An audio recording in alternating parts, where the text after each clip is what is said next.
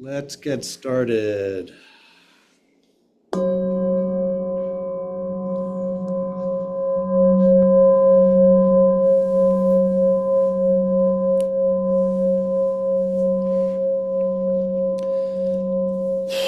Settle in.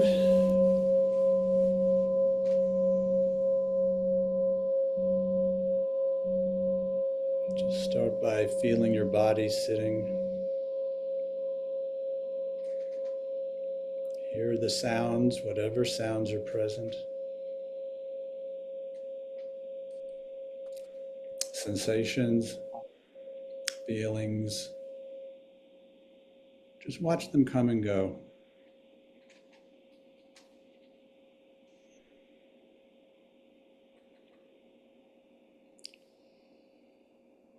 But watch them loosely. Let your focus go wide. Imagine you're just in this field of energy where things are just coming in. Perhaps they're hanging out for a little while and then they're leaving. Just this parade, but nothing you have to pay particular attention to.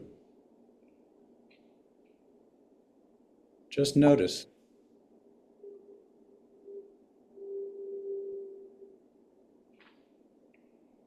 Everything's welcome. Doesn't matter what it feels like. The mind has something to say about it. Just let it come and go. Thoughts are welcome, feelings are welcome, sensations are welcome. And just notice them.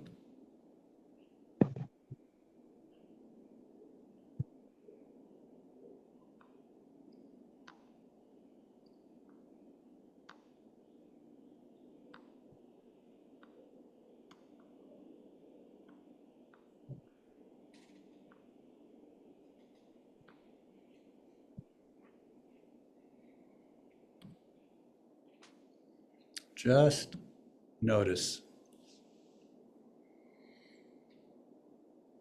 If the mind wants to get involved in something, just notice. You don't have to get involved with what the mind wants to get involved with. And that raises an interesting question. If you have a choice whether to get involved in something the mind is involved in, could you possibly be that mind?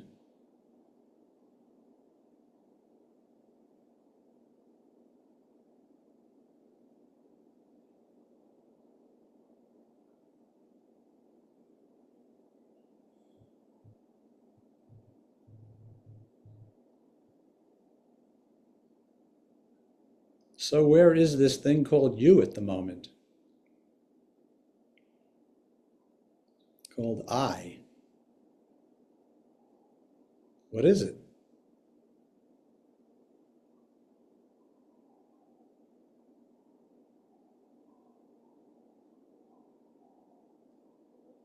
Can't be the feelings, can't be the thoughts, can't be the sensations, can't be the physical body.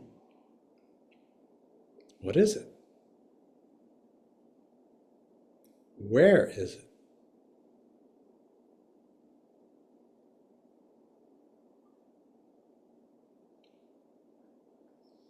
Just notice that you can place your attention on any one of these things, or you could let it all go and pull back, if you will, and just notice it all come and go in the field.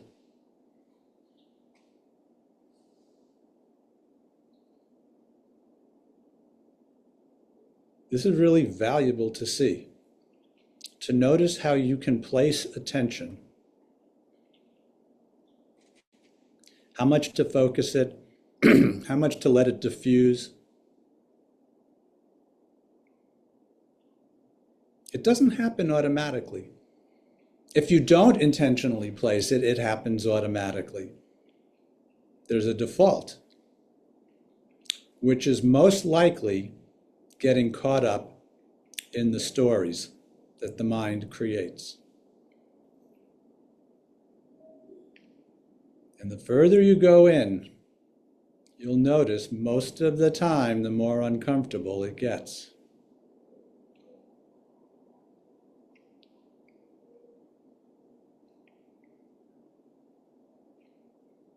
What if you don't have to get hooked into the story?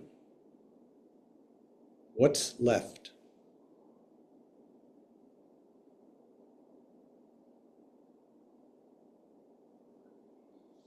What's present right now that is larger than the stream of the story?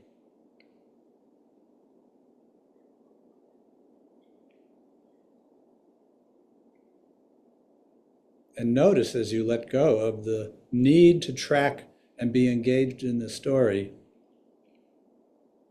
where do you end up?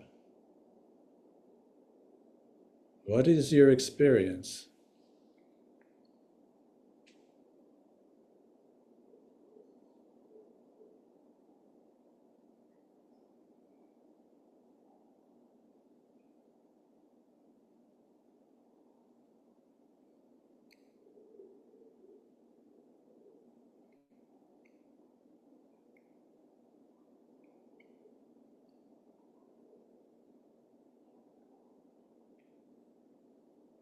Notice while the story of the world is getting pretty loud and dramatic, right now, right here, we can be in this.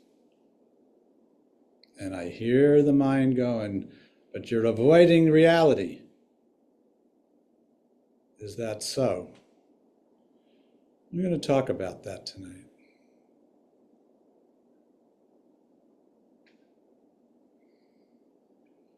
From this place of inner peace, take a moment and just hold the state of the country, hold the state of the world, not trying to solve anything, just staying focused on that inner place that is always peaceful and holding the whole dynamic of what's going on out there in this, without having to change anything, without having to fix anything. Just abide, as the sages say, in this inner space of peace.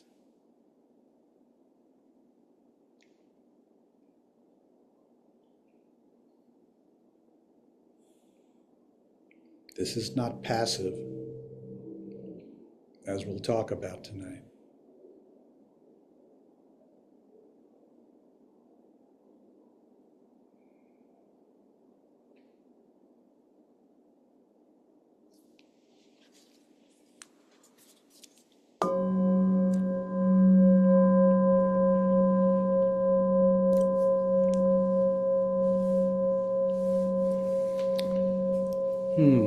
Welcome. So, raise your hand if you have a well-behaved ego. I've never seen it.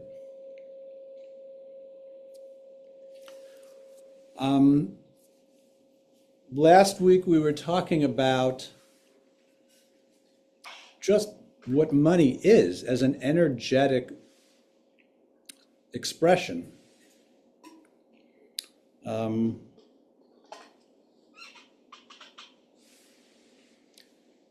We talked about it as a symbol. We talked about it as current. We talked about it as an expression of the life force when it's allowed to do what it naturally does. We talked about how out of its relative emptiness due to its own disconnection, the ego, that separation wound that shows up in the ego, is the source of greed. It's the source of the feeling that no matter what you do, something's missing.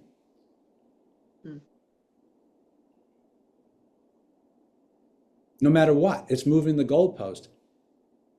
Eventually, no matter what.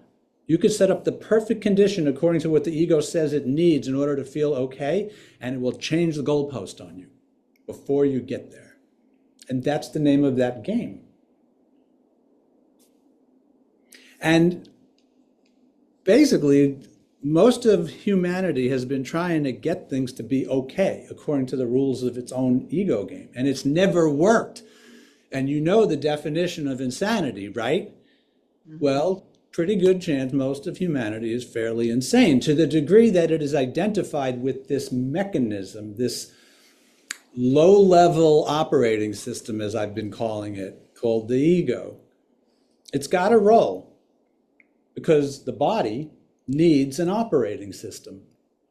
It's kind of the edge of the network if you're into technology. It's the body needs an operating system to keep it going, to keep the functionality going, to operate in this plane and to survive. Because if you didn't have that, nothing else is going to matter. So there is a role for it.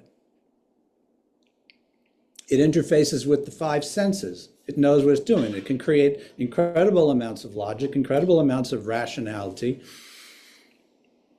And yet,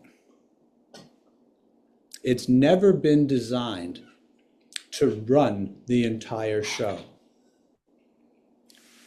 But it's confused. It cut itself off from the higher operating system. I've been playing around with technology metaphors lately with it, so we're going to go there. It's cut itself off of a higher intelligence, a higher information stream of what the totality is about and what its role is with regard to the totality. And so it's running like its own autonomous engine, and it's friggin' terrified because it knows that it doesn't know, but it knows that it has to act like it knows, otherwise it won't even survive. So there's a mess going on in there. Now that in and of itself is not necessarily a bad thing. When it's in right relationship to the whole, what it is then is it knows its place, it knows its domain. It says, I'm supposed to run the body, I'm supposed to run the senses, I'm supposed to interface with this world, but that's not the only thing I'm supposed to get my information from. There's another inner channel, but that's what's been cut off. And so it believes itself to be a separate entity. And it's not the fact that it feels like that, it's the fact that it believes that. It believes it's separate. And so that belief creates an enormous amount of fear because it's this tiny entity against an immense universe. And then there's all sorts of other things if you want to go into certain metaphysics, but I don't want to for tonight's purpose. I want to talk about the apparent trap. That's where we're going with this, the apparent trap. What we have out here is apparent reality. And most people say, you say like, well, where's reality? Well, this is reality. But is it? Do the five senses always tell you the truth? Have you ever seen an optical illusion? Have you ever heard reflections coming from somewhere that's not here? So things are not what they appear. But the ego, and I'm putting emphasis on it because, A, I'm doing a lot of writing about it right now, but it plays right into what I want to talk about tonight. And then we'll open up and talk about the belief systems that our various egos create around money and the effect it has. The ego, because it is an operating system for the body and the five senses, it is focused this way. It takes data in and interacts with the senses to know how to navigate itself in the world. But what that means is, within its own limitation, it is focused on the outer world. And that's the only thing that it's taking as its information stream. Anything that's on the non-physical plane, it pretty well disregards.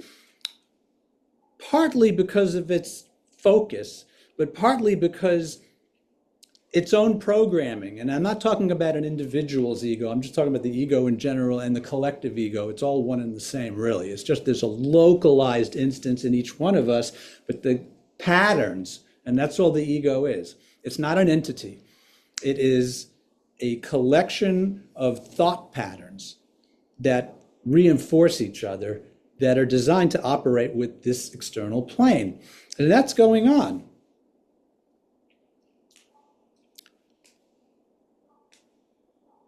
That in and of itself is not the issue. The issue is, again, that it's cut off from the higher stream of guidance. Looking at a computer. Computer's made of several subsystems. Each one has its own processing. Each one has its own little operating system for itself. The hard drive controller, the display controller, the keyboard controller, the network controller. But the difference is, so they're all optimized for each part of the system, just like the ego is optimized for the body and interacting itself with the environment. The difference is, in a computer system, all those subsystems all report back to a higher level of information order that coordinates, that knows how to integrate everything, that knows the roles, and everything works when it works. We're constructed in a similar way, where that, and then of course the question is, what are we? But I'm going to put that off to the side for now. What we think we are is what the ego tells us we are. I think I'm a body. I think I am my possessions. I think I'm my relationships. I mean, it's like all these things it says it is. Ultimately, we're none of that, and that's for another topic, another time. The reason why I want to put this on the table and talk about it in the form of the apparent trap is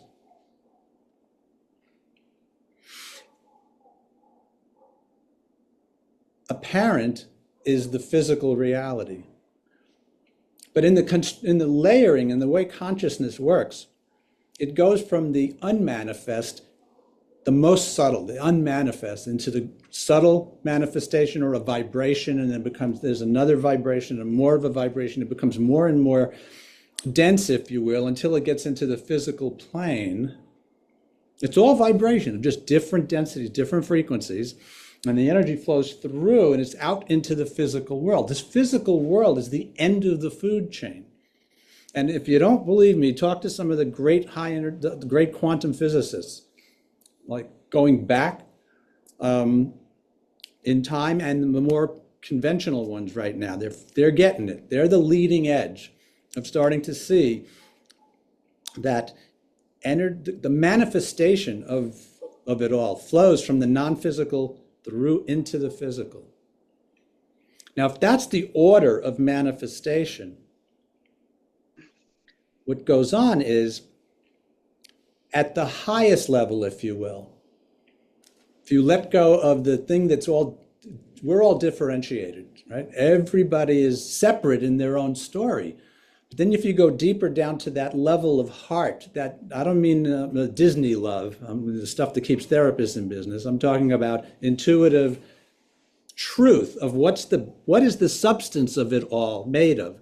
The word we use is love. It's God, guru, self, love, awareness. It's all synonymous. So at that level of the deepest truth, it's all one. It's one. It can't be divided. It's one, which means it contains the whole, everything, everything. It's the infinite, which means if we zero it down now into talking about money specifically, it is infinite prosperity, of which money is an expression of. The truth, so at the very true level of real reality, if you will, capital R, there's just infinite prosperity. Now just look at nature. How abundant is it? It just keeps constantly giving, constantly giving. You let it do what it's naturally designed to do as a reflection of that prosperity, that abundance. Abundance is a better word than prosperity for now. It's just there. Well, the deepest truth is that is us. If it's all one, at the deepest depth of what we are, it must be this. We must be this. Okay, so you take the truth, the deepest truth, which is in the terms of money and prosperity and abundance, there is just this infinite flow. Well, where does it get all gummed up? It's like, well, Mr. Smarty Pants, if it's an infinite flow, how come my bank account doesn't reflect that? Because of apparent reality interfering with real reality. And here's what I mean. If you look at it as an energy flow, you tune into the deepest truth, there's just this perfect flow. But then it gets into the ego mind, which sees there's not enough. It feels like there's not enough. So think of it as perfect harmonic waves starting up when I'm lifting my hand just to symbolic say at the highest level. Perfect coherency, perfect truth.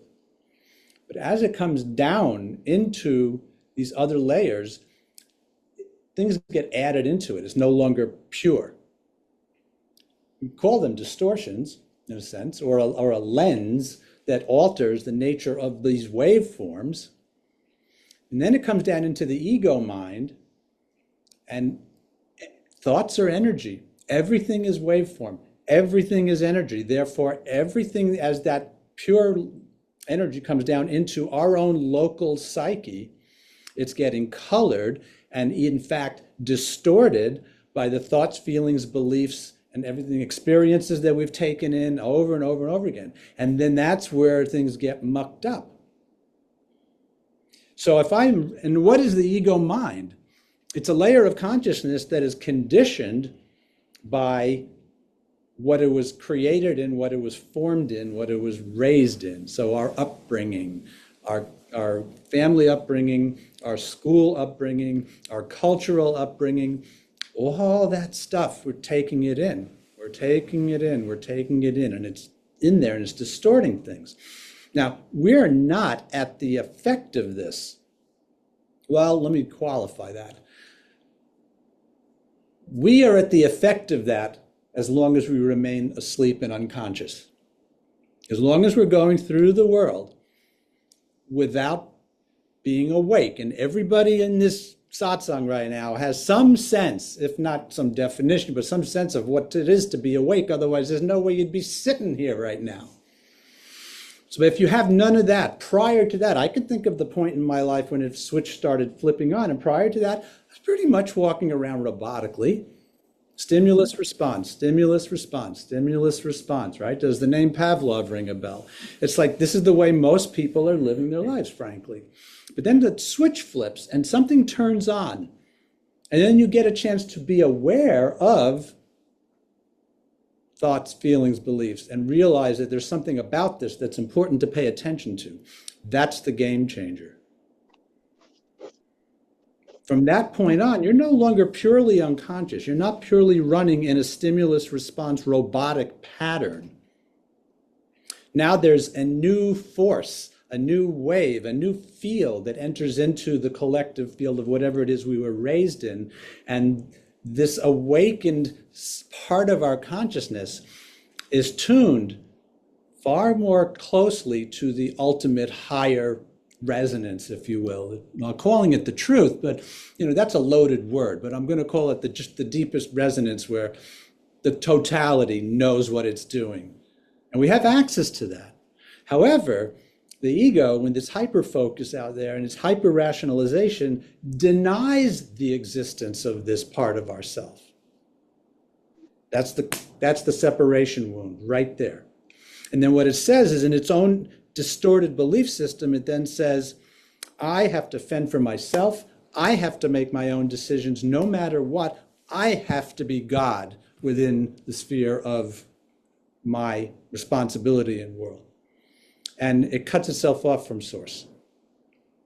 There's the problem right there. Because now what it's got is you now have an incestuous belief system and thought system that is reinforcing its own bullshit story. And that interferes with the flow.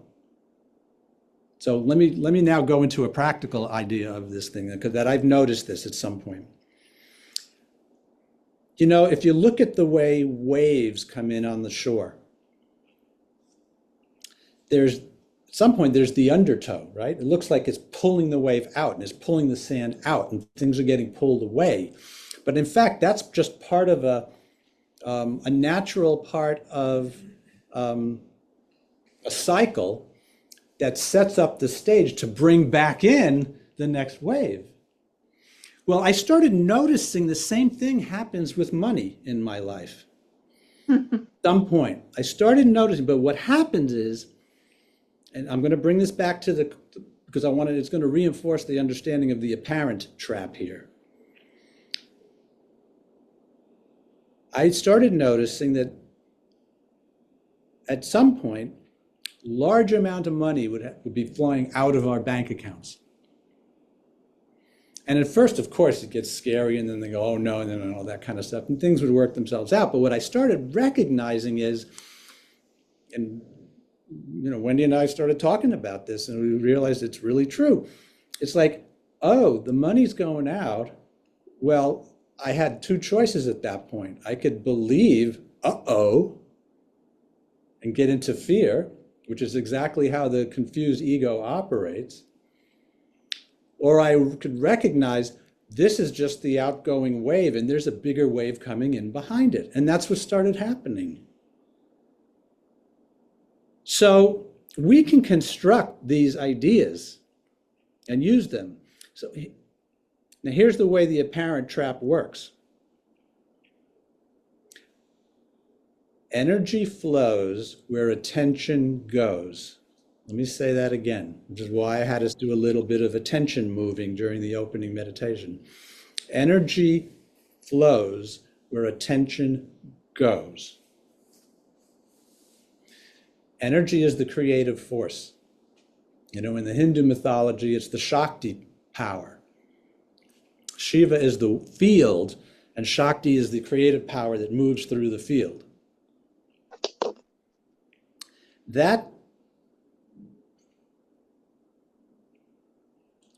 is the pure creative truth coming through that contains the truth of the whole. And the truth of the whole is in truth, there's prosperity and abundance for everything.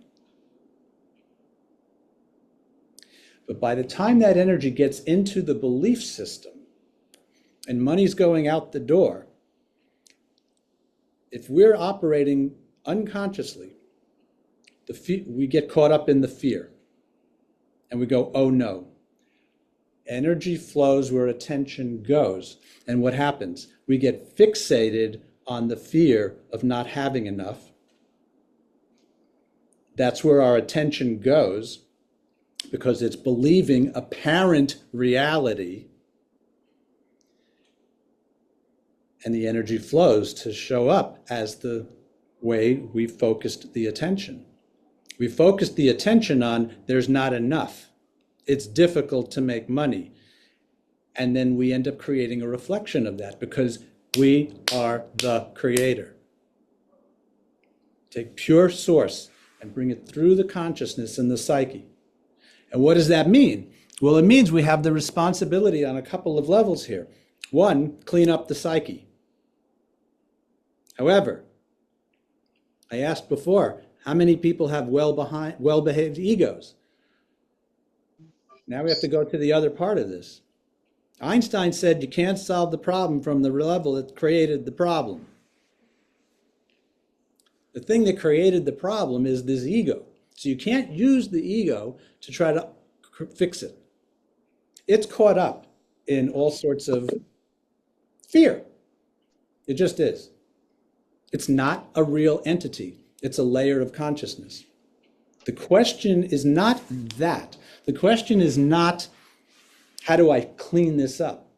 The question is, how much do I identify with it, and how much do I trust that it's telling me the truth, and how much do I pay attention to it? This is the part of the mind that keeps going yada, yada, yada, yada, yada, yada, yada, yada, yada, yada, yada, yada, yada, yada, yada, yada. And as Michael Singer, I believe, put it, it's like living with a mentally disturbed housemate. But what do we do with this? Well, what happens is it comes in with a sense of urgency, and it gets this urgency to hijack our attention because it needs our energy to keep it going. It doesn't have any intrinsic energy to itself. So it is a fear-based belief system that's hijacking our attention. Why? Because energy flows where attention goes. So every spiritual text, all sorts of stuff like unity, science of mind, anything you read about working with the I am, that statement, the power of the I am, what they prescribe, and I understand why, and hopefully I can communicate this to you tonight, is if you focus on apparent reality, you're reinforcing everything that's wrong, because that's what it's focused on. So the whole ego structure is designed to be a problem-solving machine to keep you alive and keep you going. Well, that means it's on the hunt for problems, right? If your only tool is a hammer, the whole world looks like a nail. So if you focus and you listen to that and you keep hooking in with that, it is depleting the truth of the energy that's flowing through you. So what the prescription is, see it. You can't squash it. You can't hate it away. That's not going to work. That just feeds more of it. Just like, okay, you go there and babble, do what you want. I'm going this way. I'm putting my attention this way. And you affirm pure prosperity if you want, right? I am. I mean, if you've ever had that particular experience of I am, period, with nothing after that, that's the totality. If you keep focusing your attention in that way, especially in the face of concerns about money, what you're doing is you are redirecting your attention into the truth, and energy flows where attention goes. That draws the truth in to come through your psyche, to flow throughout into the world, instead of being hijacked by the fear mechanism. And so the responsibility here is to pay attention. You have to see the thoughts as they come. Otherwise, Sam Harris defines being asleep as thinking without noticing that you're thinking. And so it's not like the switch flips, we awaken, and then that's it. It's not like that. It's every moment we make the choice to pay attention, to be intentional with the use of our energy. And then that creates new neural pathways, and over time it becomes more of the default state. And if you don't,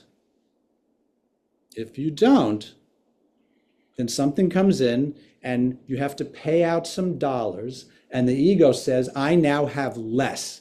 And you get that pit in your stomach. Or you've got more money than you could ever need, but you still believe that the source of the money is either in the stock market or in your paycheck or something outside of yourself. Guess what? You're constantly living in fear, whether you realize it or not.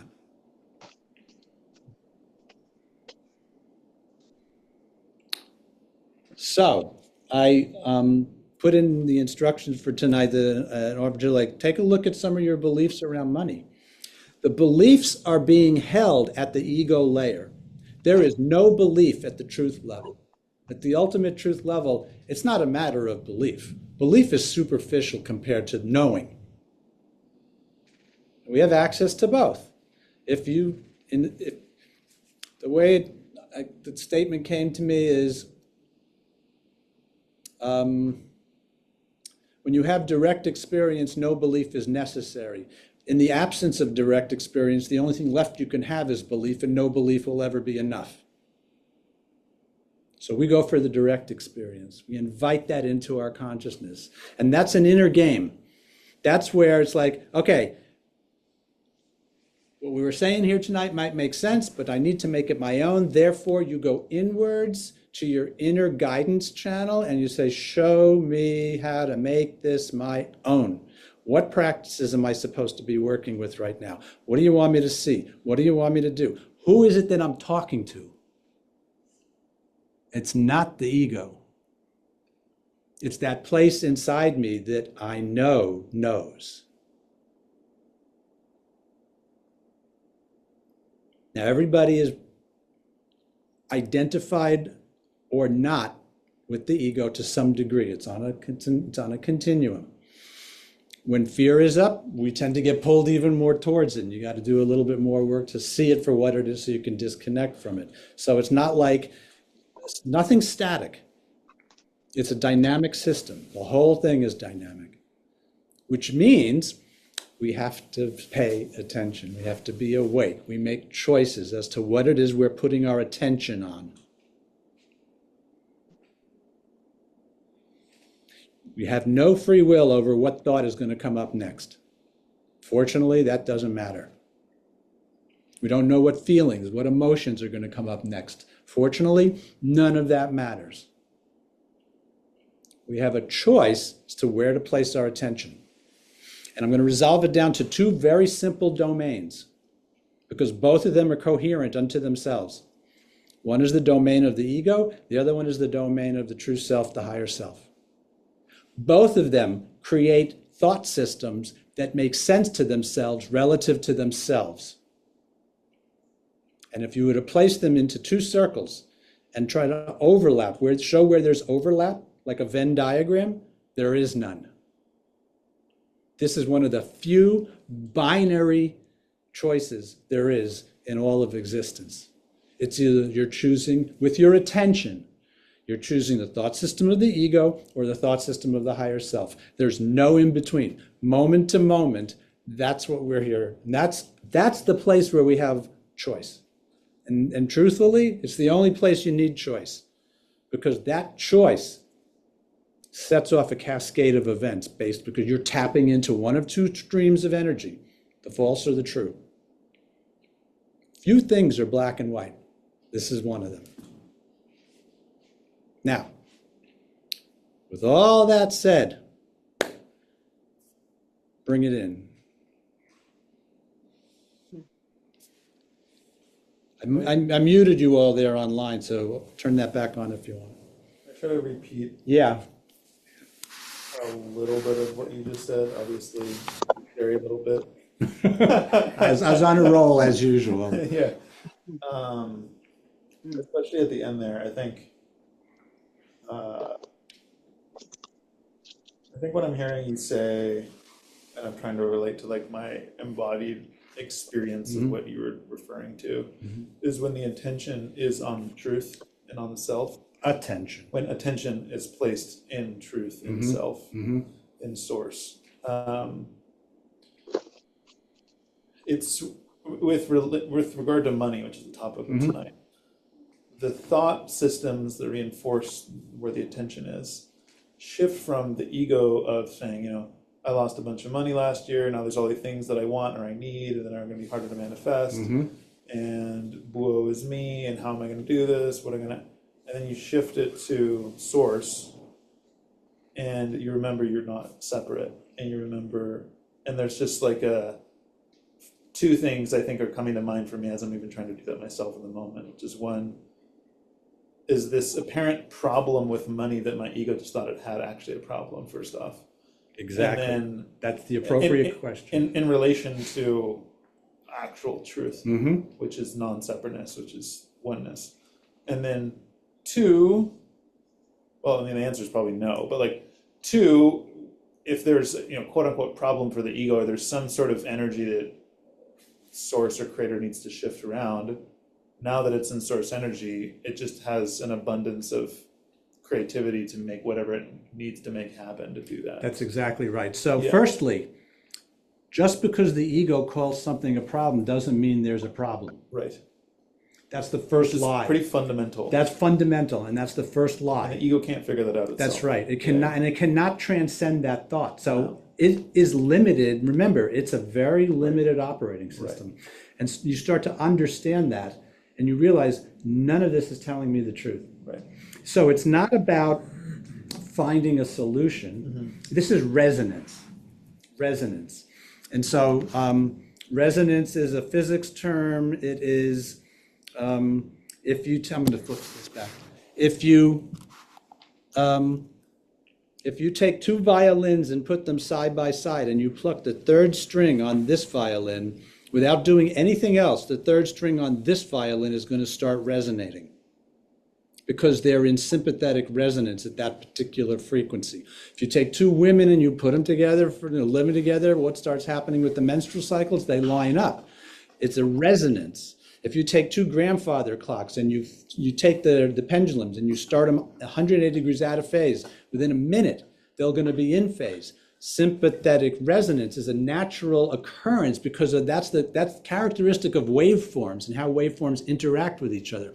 And so the waveforms of the ego are out of alignment with the waveform of truth.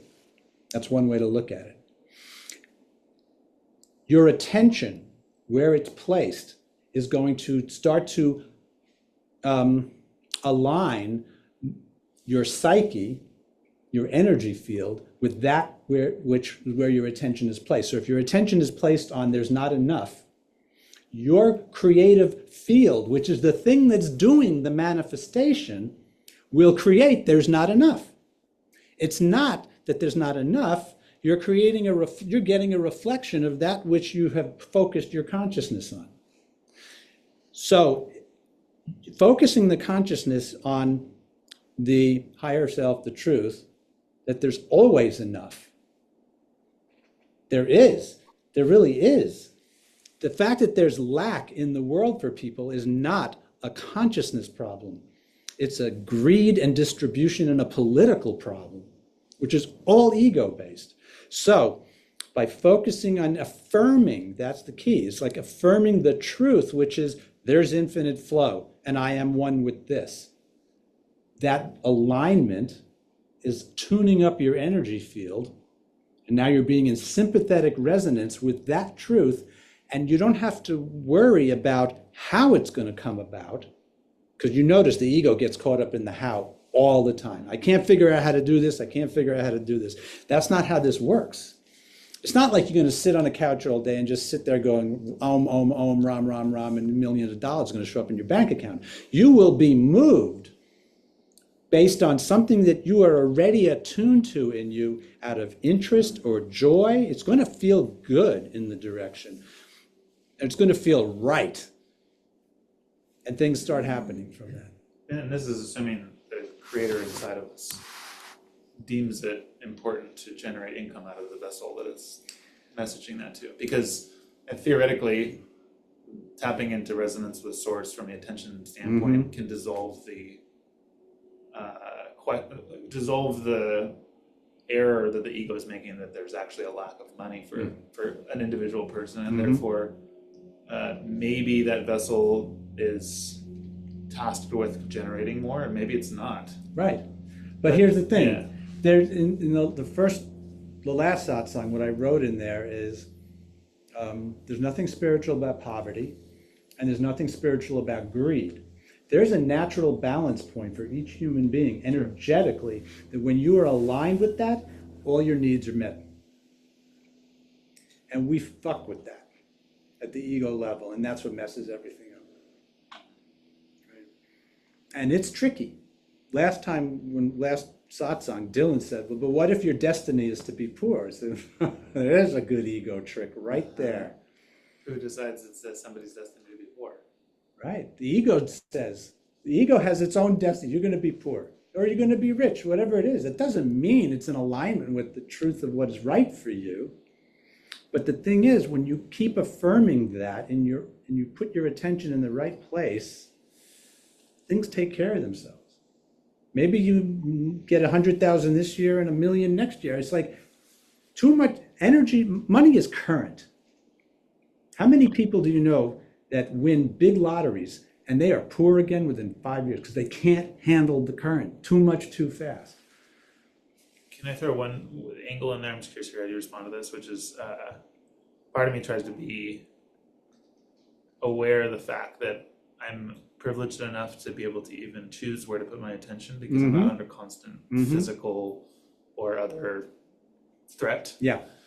Whereas I can imagine for a large portion of the human population. Like They don't have their that nervous privilege. systems are under such threat, their ego has no other choice but to be attended to. That is And correct. therefore, they don't have the privilege to operate even temporarily in the ways that we're speaking of. That is correct. Which there's somewhat of a, again, maybe this is my ego saying this, but like there's some degree it feels like almost of a responsibility that if one has the privilege to pay attention to source energy, and then there's a shift in the resonance there, the natural, or I would imagine a common natural response would be for thoughts of compassion and sharing. I would and hope so. Forgiveness would flow through. Yeah. Which isn't possible, again, for a lot of the human population whose nervous systems are just like getting racked. That is all correct. Right.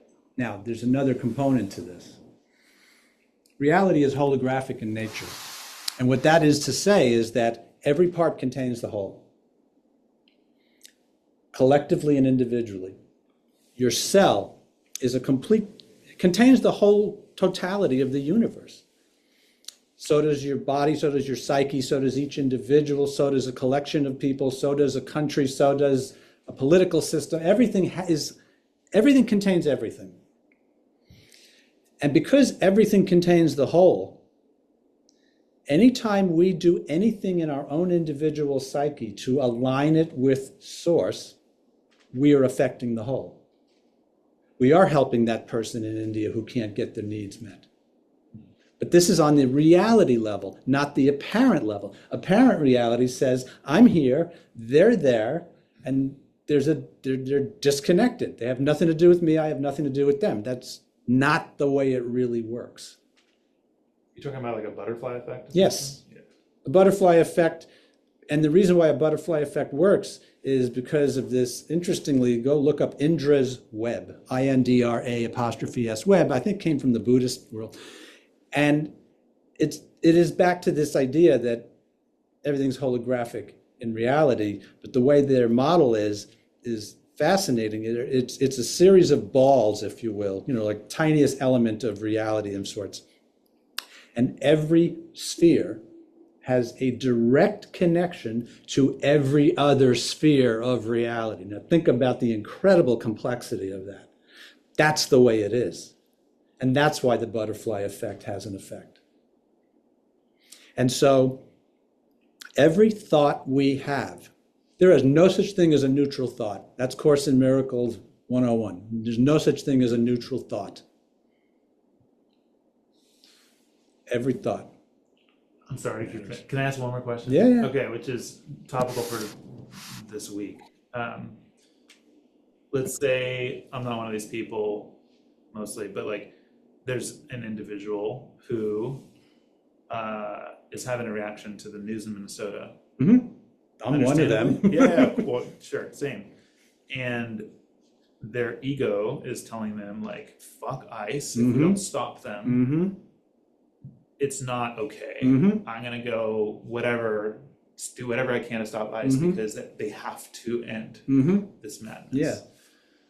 That's ego-related thought systems. It's not just ego-related thoughts. Okay, so this is where I want to understand. This is really important. Yeah. There's two layers operating at the same time. Yeah. One is the part of us that is sensitized to compassion and truth says there needs to be a boundary here.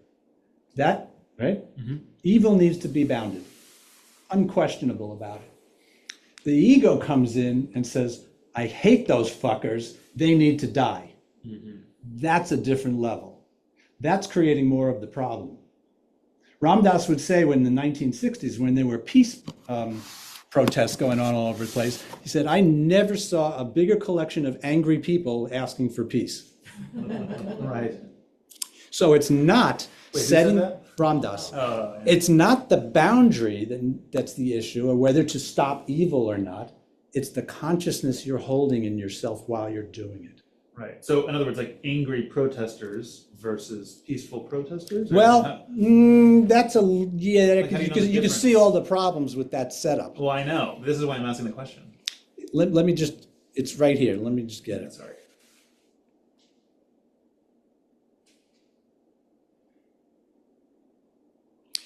In the Hindu mythology, there's this goddess Kali. And she's got many arms, and she's got weapons in her arms, and she's standing on some demon, and she's slicing the hell out of it, and she's got this beatific look on her face. Now, what that is that is the truth taking apart the false.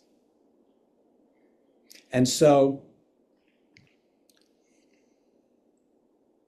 and I paid a lot of attention to this because I'm always listening to, okay, what role am I to play right now in this time that we're in?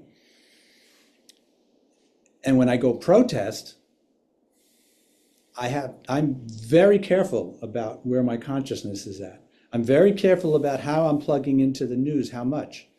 Because, again, if I'm a sympathetic resonance source, as we all are, and I'm digesting the news, and the news is profit, fear-based, outrage, addiction. There's nothing clean in the news energy frequency. If I'm digesting that, that's affecting my field. And therefore, that's affecting the whole. So my responsibility is to keep this energy field as clear as possible. So I don't put my head in the sand. I'm not an ostrich. I know what's going on, but I'm paying close attention to my emotional energy field. And when it's getting too engaged, I know I've got to disconnect it and I've got to center myself. Brilliant. Okay? You have to, for several reasons. One, you're going to destroy yourself with what's going on right now if you get too plugged in. That's the way all this darkness operates. It gets you to fear because fear is darkness. That's all it is. It's just a collective fear. And I'm going to hold a satsang about the bigger picture of what's going on now. But so there's a couple of things here. One, it's my responsibility to actually feel. That's the other part of it. I cannot numb myself and isolate myself in order to protect myself. First of all, that's based on a fallacy. And the fallacy is that I am destructible. The body's destructible, but not what I am. That's an identity level statement, right? The ego's destructible. If I think I'm the ego, then I'm caught right into the fear. Everybody's caught into the fear, which amplifies it. But so I have a responsibility to allow myself to feel. Why? Because my nervous system, I'm speaking of me, I'm speaking for all of us. My nervous system, by feeling whatever is coming through the field for me to feel, and to the degree I can allow myself to stay tuned at the higher frequencies, I am acting as a transducer, which is a transducer is an electronic component that converts energy from one form into another or one frequency into another. So to the degree that I can hold that space, right? What do I do when I work here with people with medicine? You know this, you do the work. Our job is to keep ourselves clear enough that when somebody's trauma is coming up, when somebody's anger is coming up, when somebody's fear is coming up, I don't have so much of that in my space that I'm going to get hooked into it and reinforce it in them. I can hold a clear space, which is the space in which healing occurs. Now think of that on a global scale and your role in there. So it's to allow myself to feel whatever wants to come through in the feeling space without identifying with it and without getting caught in it, so that I can keep my attention clear upwards enough. Even if I temporarily get sucked in and go, man, that, just shoot the fucker already. And believe me, that comes up in my consciousness plenty. But I have to recover from it and I just hand it off back to here. It's like, take care of this. Because first of all, frankly, once you can extricate yourself enough from the ego identification, the mistaken identification that you're a separate self, then what happens is, I'll speak for myself, what starts happening is I realized the first thing that came in was this profound question. It's like, what makes me think that every thought and feeling that comes through my psyche is mine? That was an eye-opener. Because the fact is, it's not. You may think you're an encapsulated entity, but that's just a belief. That creates a perception. But perception is not reality. Reality is there's just one field. There's localized for all of us. but as one energy field. And there's proximity, and there's magnetics, and there's resonance. So like, if you're all awake here, you are in the service of helping to hold the space for the totality to awaken, because there's a shitload of shadow material coming up right now. Again, that's going to go into another satsang, probably the next one. So we have a responsibility to feel and let the energy come through, let the feelings come through without identifying with it, without holding on to it, and keep reaffirming and pushing our attention up to the truth, because then we act as the transducer. And we do this, we are connected.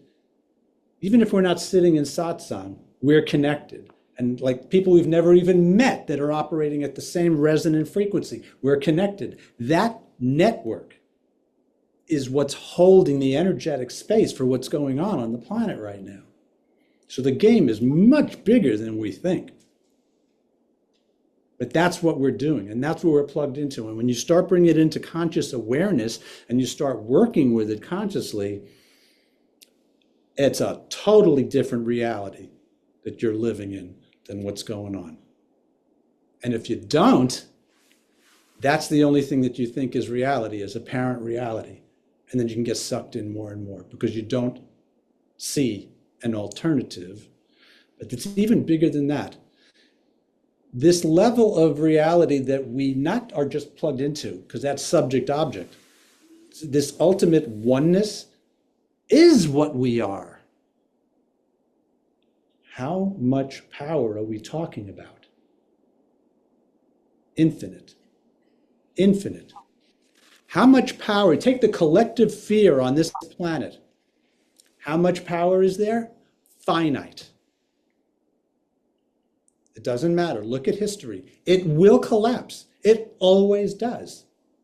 Now, hopefully, my intuitive sense tells me, and I don't mean my intuitive sense for like the last few years, I mean for my entire life, tells me there's this big arc of awakening going on.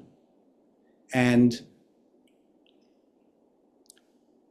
to be in alignment with the truth, which is a volitional conscious act, all of a sudden means you have the infinite working through you in the exact way that it can work through you. It knows your nervous system, it knows your belief systems, it knows your capabilities, it knows the whole, we're talking about a level of intelligence that is unfathomable, that we are, that we simply forgot. Now, why do you think we use psychedelics when we do? At the bottom line of it all, to remember what we are. That's it. It's the remembrance that matters. Back to the protest thing real quick. Yeah. The thing that I'm just curious of your energy, because when I have remembered or gotten back into that place, there's such a profound level of peace. Yes. With everything as it is. Yes. That I don't really have an energy source to go protest. And you don't necessarily have to. Right. And so, but I'm curious as to like when you're saying you're still in that state, but you're marching out there, like what is that feeling? I'm not. Like, what does it feel like? Yeah, I'm just genuinely I'm curious. walking around in there in a state of peace. Okay. If I can't get to that centered place in me, I don't go out there. Because what that means is I'm off balance. I'm disconnected from the thing that keeps me balanced, and I'm susceptible to being thrown by the collective fear, which is huge. So even if you're surrounded by a lot of angry people, the I energy in your body is not at all is kind of marching for yourself. It's marching for the one. Right, which is it's yourself. Marching for the truth, which is not just myself, but everybody else there. Right, that's what I meant. And including the bozo in the White House. Correct. And the person that's shooting. And ourselves. everything. Yeah. All because it's just us. Right. It's just us. It's just that all these people forgot. You're a cell in the organism asking for everybody to heal itself. Right. Yeah. That's right. Got it. And just because my response in this partition of source is not directed that way, when it returns home doesn't necessarily mean it's a problem. Not at all. Yeah. Not at all. That makes sense. Let me tell you, when I sit here in front of this altar and I'm doing my energy work and I'm running energy into this globe right here, real stuff's happening. These are just symbolic focus tools, right? But what is it that I'm focusing? Intention, attention, resonance. That's doing more good than protesting for me when I'm called to do this. Everybody has to do what they're called to do. It's not to say that marching is less or more than this. And I don't go around telling people this because they're going to think I'm out of my friggin' mind, most people. But I know, I'm not talking about, this is not a belief. I have such a powerful direct inner experience of working at this level. I don't need to tell them. I don't need anybody to know what I'm doing. I don't need anybody to believe what I'm doing. I don't need anybody to validate what I'm doing. I know who I am. I know what I am. I know what I'm here to do, when I'm here to do it. End of story. And if I make a mistake, I'll find out. And I'll correct. That's it. I believe in that wholeheartedly. I feel like that's what makes me feel empowered. That's, when everything else around is so out of control, I just feel like, what's my purpose here, and how can I create more of that peace in the world? How can I channel that? And that's been like what's changed my life. And it's not coming from a belief. It's coming from something deeper than that. Yeah. You know this to be true. Yes. And that's the distinction. Now, what I want to invite for you is go to that same place and bring through the truth of your financial well-being. To bring this back around to the topic tonight. You mean now, like right now? Well, always right now. There is nothing else. I thought you wanted me to talk about it. No. No, you don't have to talk about it. I'm just dropping the suggestion that that place in you that you are feeling strongly right now is the same fountain through which your financial prosperity flows. Recognize it, attune to it, go there. When your mind is going off into fear, notice it, disconnect, adjust, drop into this. Again and again and again, as long as it takes for your circuitry to rewire itself.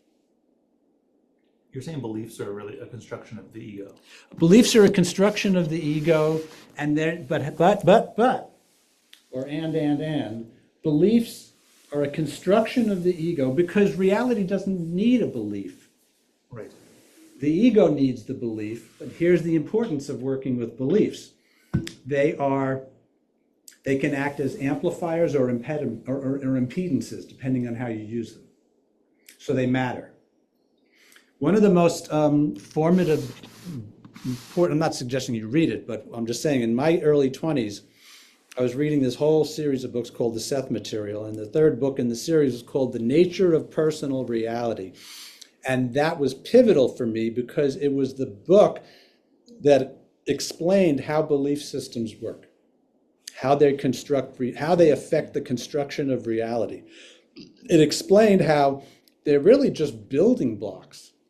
And if you don't like, if you're a kid and you're making this structure out of a building block, you say, I don't like that. You just knock it down and build a new one. But the ego wants everything to stay static. It wants it to be, so I want to build this and I'm going to protect this to stay this way so I could feel secure because I could predict reality if I know this is the way reality is. So think about that. It is constructing its own fiction of reality and then putting all its energy into protecting it. What a waste of creative energy, man. It's nothing but anxiety. Why? Because it's out of touch with reality. Reality knows what it's doing. Reality is dynamic. There's nothing static about reality. And so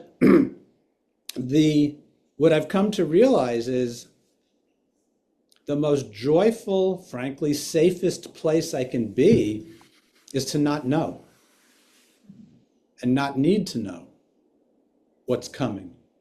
In my 20s, I used to go to psychics, and you know, some of them were good, some of them were bad. But then I finally realized, wait a second, I'm going because I'm afraid of the future, and I'm trying to figure out how to mitigate that fear. As soon as I saw that, that was the end of that. I didn't need that tool anymore. But it's that. It's like, can you trust reality to flow through you? Can you trust life, capital L, to live you through this thing called you? See, the ego says there's your life and my life. But that's another piece of apparent reality. That's not the way it is. There can't be an individual life if everything is one. There's an individual incarnation. There's a collection of energy coming together in the form of this body and this personality for this time, and it's going to go and it's going to move into something else. But the power that's doing all of that is life, capital L. That's it. That's all there is. It's a whole different way of seeing. Can I trust? Can I relax into letting life live itself through this vehicle? It's a very important question. And if the answer is no, then you say, okay, and you go right back to the source. I'm willing to, show me, you know. Of course, what it's going to do is it's going to bring up into your psyche for you to consciously look at the places where you don't trust. Good. Good. Because otherwise the ego is going to just keep it in the shadows. And just because it's in the shadows doesn't mean it's not affecting your life. Trust me, the shadow affects your life more. Okay. Can I repeat something that came out of I shared this with you at one point, I think, but after my last ayahuasca ceremony. Yeah. Something I wrote down, and I want to reframe it with the money thing to see if I'm understanding what you're saying, which is, I wrote down, ego believes that God isn't real and tries to defend that belief. Correct. God knows that ego is the thing that's an illusion, and has no need to defend it. The truth has no need to defend itself. Right. From it's the undefended. False. It doesn't even see the false. Right. And so to put money in that perspective, could you say ego believes that it lacks and needs money and it can't get it, or it's a really hard thing? Mm-hmm. God or the one, etc., knows if money is needed or not, and if it is, it knows it can create it, and it doesn't need to defend that. That's right. It's like a resonance with that state. Here's the way. Yeah. Tell me. The only thing truth or source knows is itself, which is infinite flow and infinite creation, and it can just, when it's allowed to do its thing unimpeded, and it's the ego that is the impediment, when it's allowed to do its thing, it takes care of it all. Again, not with you being a passive, sit on the couch watching TV all day. You will get pretty plugged in. Mm-hmm. You will. Scott, you wanted to talk about anything?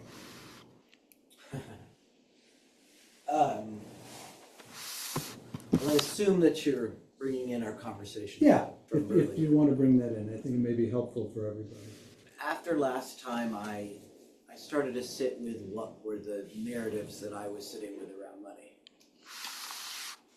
And I had a few things, and early on it was, I never timed the stock market well. I can't seem to make this work, and whenever I do this, X happens. But I wanted to distill it down, and it came to me this weekend that the distillation was, I'm just not lucky when it comes to money. Mm-hmm. And that hit me, right? That was the distillation of everything. And after the last satsang, I started thinking,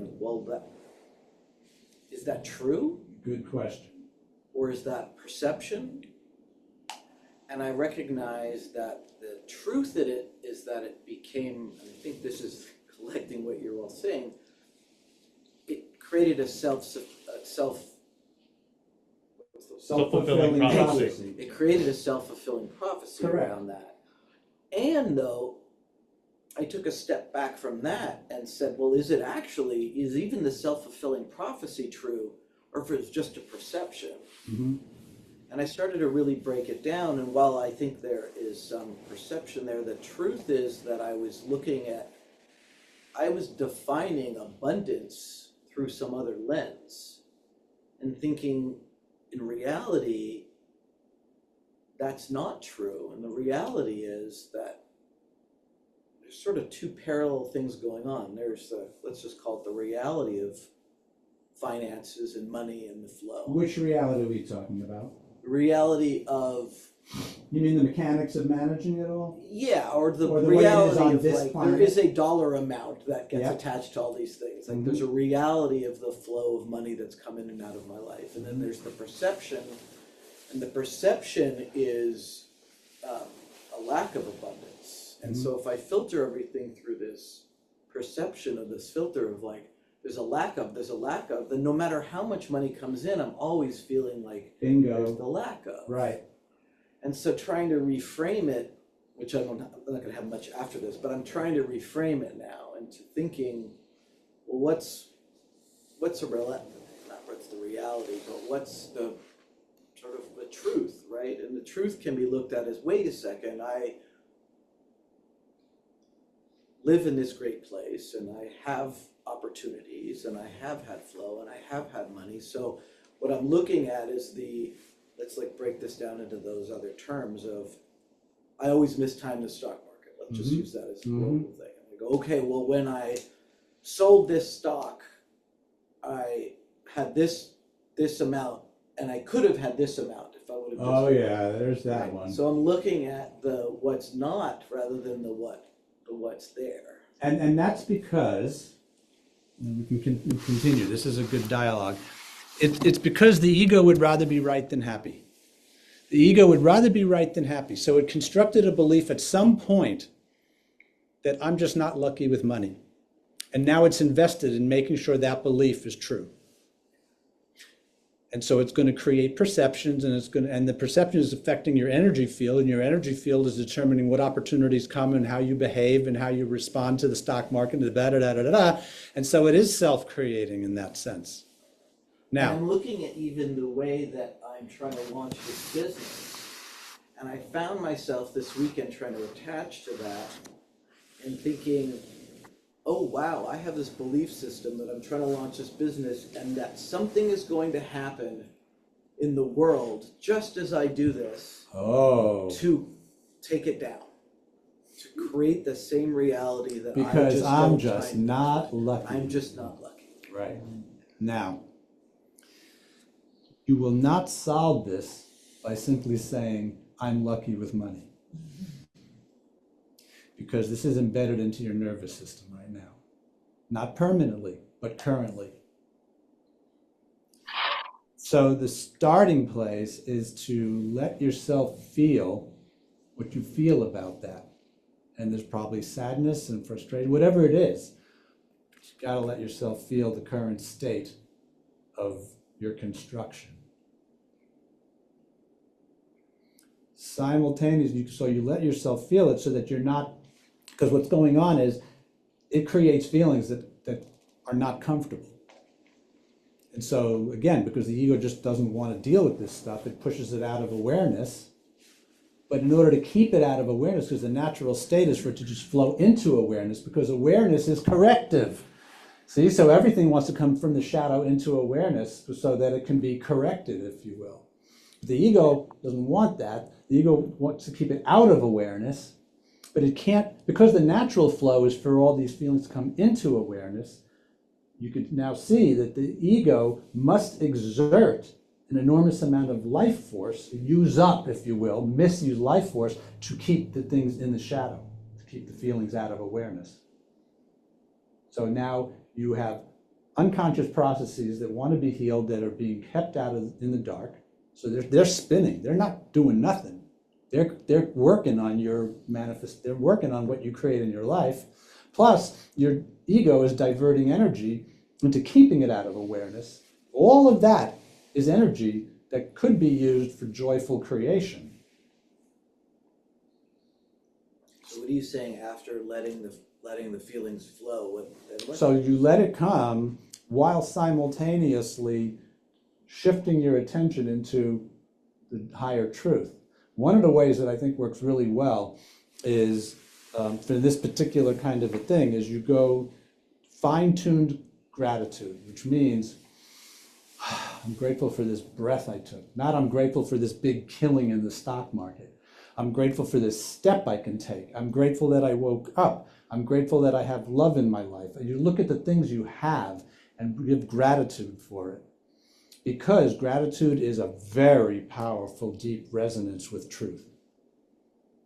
Why? And because of that, by you doing that practice, you are shifting your frequency and you're teaching your subconscious to look in this direction instead of these other directions. So that becomes a gradual thing. I stumbled upon I want to call him a guru on Instagram, and I only say that because he's this little bald Tibetan-looking man that wears things. Oh, okay, well he's a guru, but I stumbled upon this, and he has some pretty powerful things to say that has worked for me. And in the last week, he said, if you say these 3 things to yourself every night before you go to bed, your life will change. Mm-hmm. If I remember them correctly, because I keep forgetting them, one is, again, this is as you're going to sleep. 1 is, everything that happened today was perfect and as it should be.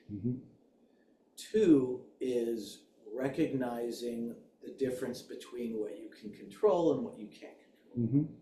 And 3 is exactly what you said, is the gratitude for everything that came to me today.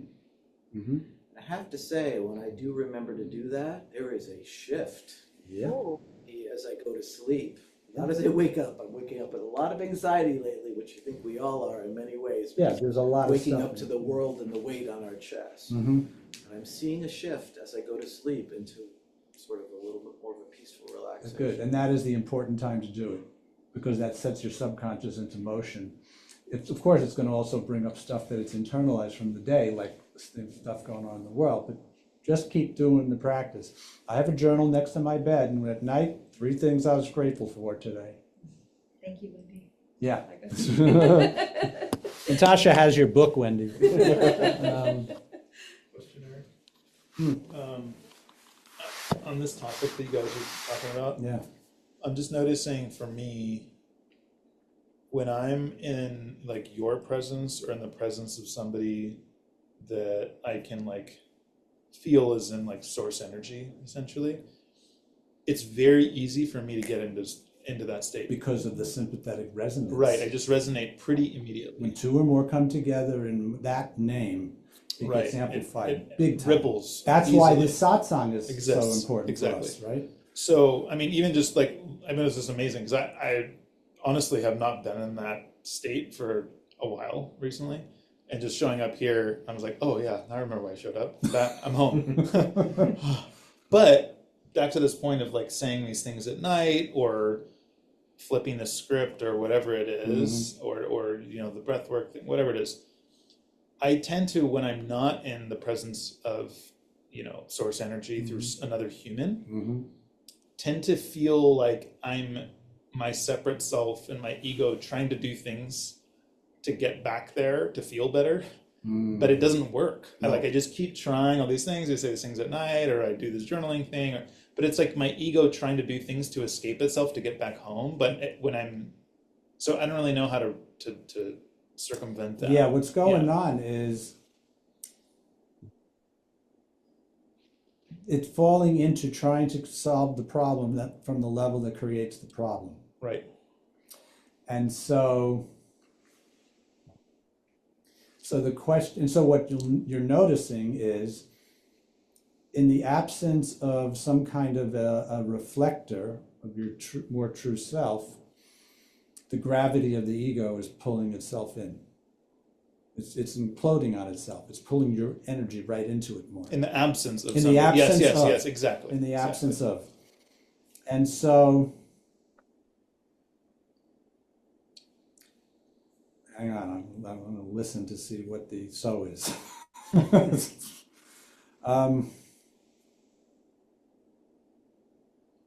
Right.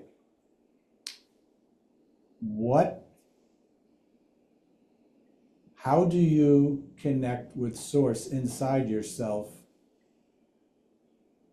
when you're not around anybody else? Well, that's my life journey. Okay. So the Yeah. starting prayer, if you will, Yeah. is thank you for showing me how to connect back to home. When I'm by myself, Yeah. just period. Doesn't matter whether you're Yeah. by yourself or not. Sure. Is there ever a time that you don't want to be connected to home? Yeah, yeah. Right? And so it's show me is an extraordinarily powerful two words. I've been using it forever. I was using it when I was in technology. I'm like going down some bug in a system. It's like show me the bug, show me the solution, and boom, there it is. It shows up. So there's something about that that's very powerful. So direct it at that part of you, or if not the part of you, direct it at the whole of you, because it's the ego that seems to be a part. But what we are is not a part, it's a whole. WHOLE. And say, show me. Show me. So like when I'm with myself, I'm more connected. Yeah, but doesn't that go back to you saying that I don't know is the most powerful thing in some way? So showing, that's kind of like the same thing, isn't it? Like not knowing, but show me? That's right. It's because the thing that thinks it knows is the ego. So it's like, I know how to get us out of this mess. Yeah, right. I mean, how many times has it said that, right? And so it's more like, okay, show me what the truth is right now. Because the truth right now is only now. Yes, there is some continuity. Of course there is. Otherwise there would be just abject chaos all over the place. So, but like they say, you can't put your foot in the same river twice. Well, just think of that as the flow of reality. So the question is, what's true now? What's true now? What's true now? Show me the truth now. What do you want me to do now? I wake up in the morning, and the first thing when my brain comes online, my mind comes online, is this prayer. What would you have me do? Where would you have me go? What would you have me say? And to whom? That comes out of Course in Miracles. It's basically saying, thank you, use me. What do you want me to do? Can I add a couple of things? Oh, please, my lovely wife. Go ahead. I have to go back to gratitude. Yes. And this is partially for Scott, but for anyone. The thing that I have found the most powerful is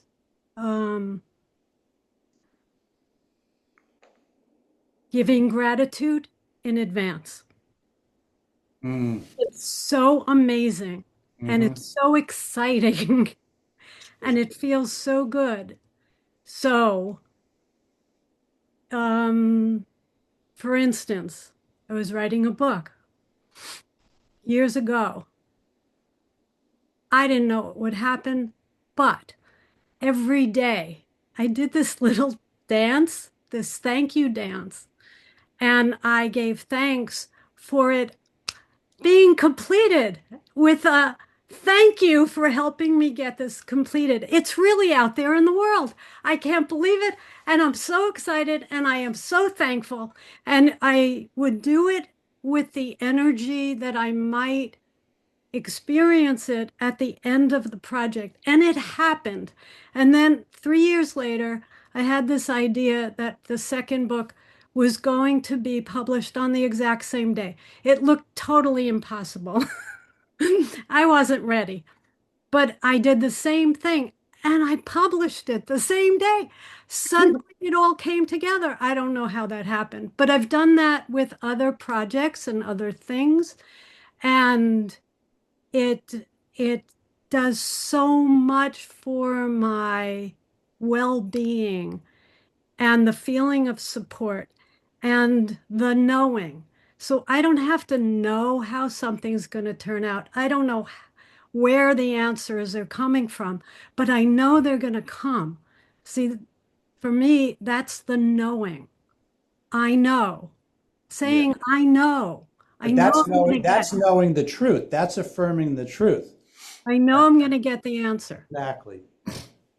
Anyway, that's my 2 cents. Thank you. And the reason why that works is because the totality already contains it all.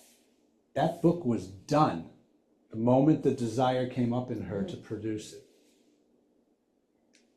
And if you go to the ego level, it's like you're caught up in the noise. And if you go to this is done, this wants to come through, then it's just show me what the next step is. That is absolutely true. So for your business, it's done. The shared. Done, right? You want to throw any Jewish term at it you want, be my guest. It's done. There's a documentary that's free on YouTube called The Delusional Power of Ilya Tokodia's Self-Belief, who's like one of the top UFC fighters in the world. And there's a lot of interviews with him, and he's like undefeated. And his level of conviction and that he already won is uncanny. And he'll be in interviews like weeks in advance say, I already won. And they go like, wow, that sounds very confident. And he's like, yeah, and like almost cocky. He's like, does that not give you a lot of pressure to like live up to this? Because I don't feel any pressure because I know it's true.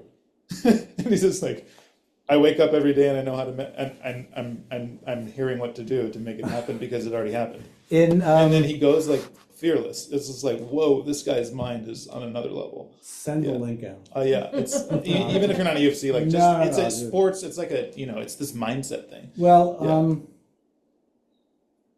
in what was that incredible series on Apple? Wendy, our favorite series on Apple TV.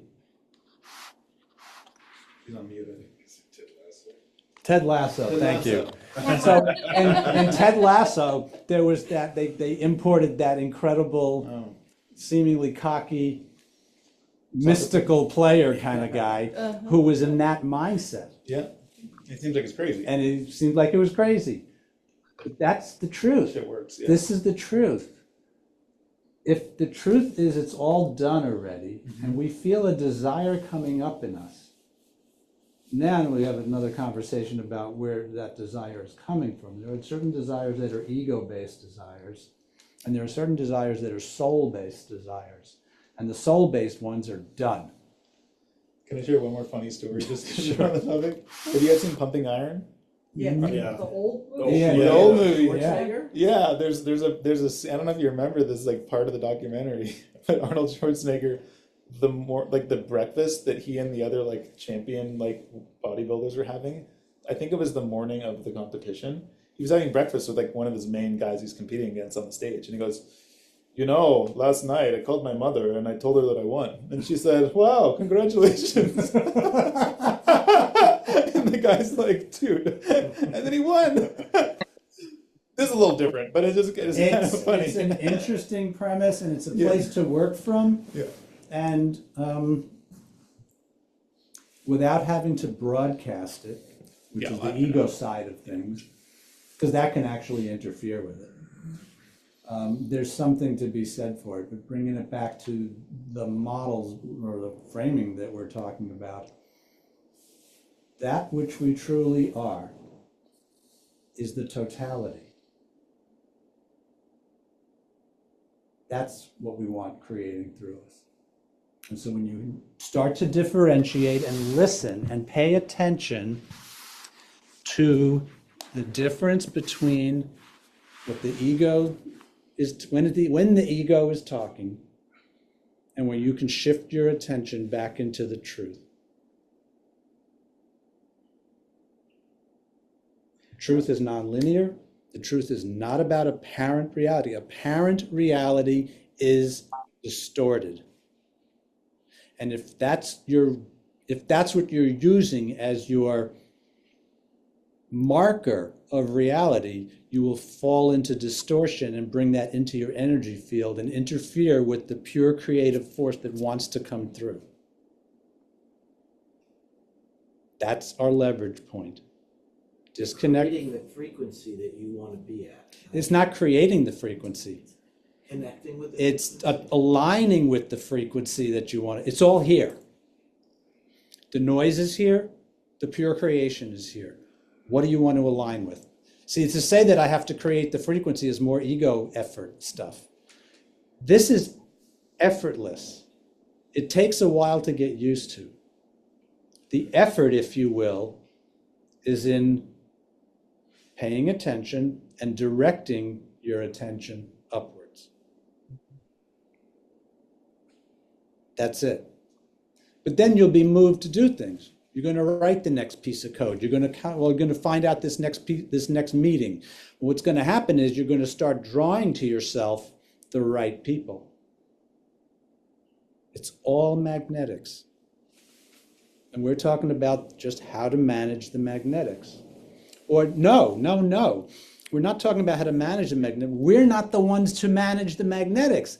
That's always been the problem. We manage the attention. Put the attention on gratitude. It's already done. Bring it through. Thank you. What do you want me to do? That's it. Well, this goes to what you told me at the very beginning of this business, and you gave me the best piece of advice, and I've shared with this. You said every morning, get up and sit with, where is the energy taking me? Mm-hmm. And when I have done that, everything has become clear. Everything has become clear because all the noise goes away. Mm-hmm. Because it's not me deciding it. It's not my brain deciding it. It's being aligned and getting connected where that energy is taking me. And it has never lied. It's never lied. Exactly. It's always telling the truth. And you get that from the feeling channel. We talked about that too. You get that from the feeling. You don't think your way into this. But here's the other thing for you and for everybody else. When you're creating something like what you're creating, a big something, and that's in alignment with what you're here to do now and do this, it's going to drag you through everything that's in the way for you to work it out. And that's part of how you grow big time. So don't think of this as problems. Think of it as this is your growth path. That goes for, those who know our daughter. She's a pole vaulter, and I've been watching her go through her, and it has taken her through everything inside of herself necessary to grow physically, emotionally, spiritually, mentally, in order for her to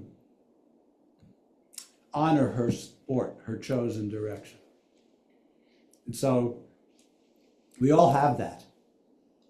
Whatever that is, plug into that, it will take you through what you need to go through. And it's already given you all the answers and the solutions. That's it.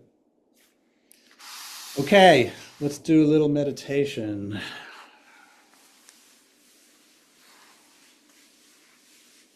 Another great conversation tonight.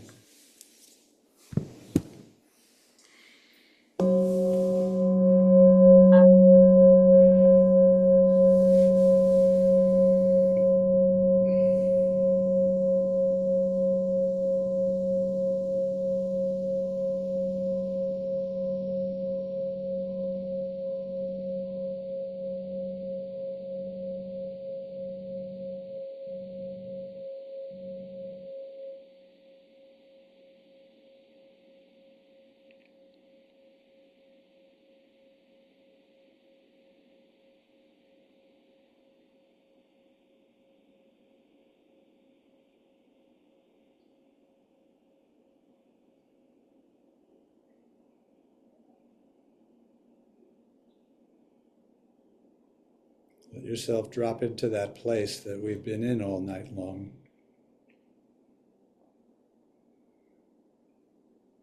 This place that knows the truth, just feels this resonance.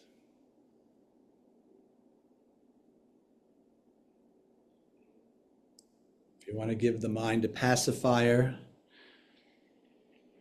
two really good ones. One is Om, just over and over again in your mind. or the other one is I am. That's it, nothing else after that.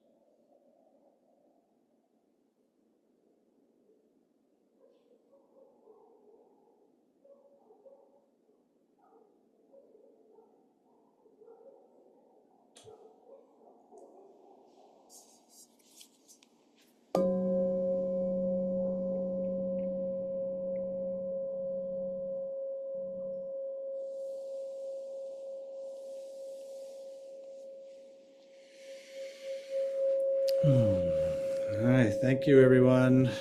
It's another good evening. Wonderful to be together.